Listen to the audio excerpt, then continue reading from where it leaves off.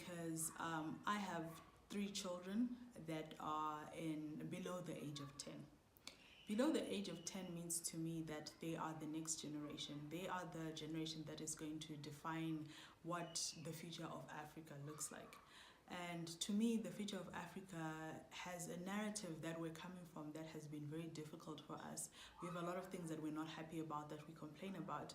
But how do you fix something you complain about? You have to invest in the good things. And one of the best things about Africa that we can invest in that is not going to cost us too much money, but is going to reap us a big investment, is education. Education is integral to the narrative of tomorrow. Education is integral to changing the things that we do not like about what we're going through right now. If we're complaining and saying that our economy isn't working, or that people talk about Africa in negativity, or even Zimbabwe in its negativity, it's because there is a narrative that is there that we've become accustomed to, and that we are perpetrating, and that we're okay with. For me, I want my children to grow up to grow up in a Zimbabwe, or to be in a Zimbabwe where they can get jobs. And how can they get jobs? Jobs are not created mysteriously out of the air. Jobs have to be created by companies. Who's going to put together these companies? Who's going to create these companies? They are the generation that we are looking at to provide us with answers. Or they're the generations that they are the generation that we're looking for, that is going to give the solution to Zimbabwe as we know it. And as we know it now, there's a transformation that can happen in our nation. There's a transformation that can happen on our continent. And it's a big responsibility that we're giving these children. But are we equipping them with the right information? Are we equipping them with the right tools? When we look at, have we looked at the education systems that are going on in the West, or education systems that other people are using? Countries like India, for example, have used Montessori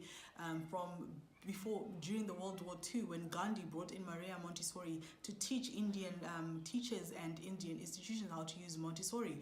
And look at the powerhouse that is now India. It has got so many innovators in there. And that's the same narrative that we want to make from Africa. If we want to go to the moon as Africans, or to go and to make space travel the in thing, we have to create Houston here. Houston has to become Harare. And if we want to find cures to cancer, if we want to build big organizations, we want to make a Silicon Valley, our solutions have to come from the people that use the solutions, the people that need the solutions. If we start telling our children from the age that they are now that they are the solution, they grow up knowing and understanding they are. They grow up learning to understand. Montessori is about understanding and mastering. It's about the child taking away the lesson from it just being an idea or a theory, because we're tired of seeing theory in classrooms. Theory is not enough. The children have to see the practical side of life, because their future dictates that they come up with practical solutions. Their future dictates that they are practical with life. And why Montessori?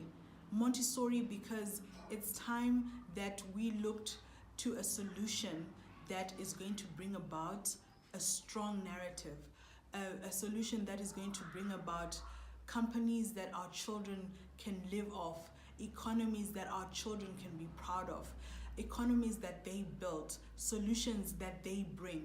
They are the answer. Believe in the child. That's what we believe in at Mutendi Montessori, because when we believe in them, we give them the right tools. When we invest in their education, we give them the right narrative.